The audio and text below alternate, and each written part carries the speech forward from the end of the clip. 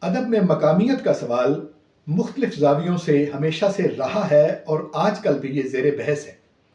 ترجمے میں مقامیت یعنی اس کو لوکلائز کرنا، فکشن میں مقامیت یعنی اس کے معاملات کو اپنی زمین پر لے آنا، اسی طرح غزل میں، اسی طرح وہ اصناف ادب جو برِ صغیر کی زبانوں کے علاوہ دیگر زبانوں سے یہاں آئیں، ان کو اپنی مٹی کے رنگ رس میں شامل کر لینا اور ان کو یہاں کے ماحول میں ڈھال لینا، یہ کوشش رہی ہے لکھنے والوں کی۔ لیکن غزل کی صنف کے بارے میں خاص طور پر یہ سوال اٹھتا ہے کہ اس میں مقامیت کی گنجائش کتنی ہے۔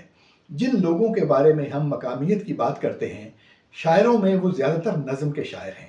ڈاکٹر ارشد محمود نشاط صاحب سے ہم نے یہ سوال کیا ہے کہ غزل میں مقامیت کی گنجائش کس حد تک ہے۔ ویڈیو کی طرف جاتے ہیں، لیکن اس سے پہلے اگر آپ چاہیں کہ شوق کا یہ سلسلہ تعلق میں بدل جائے تو چینل سبسکرائب کر لیجیے۔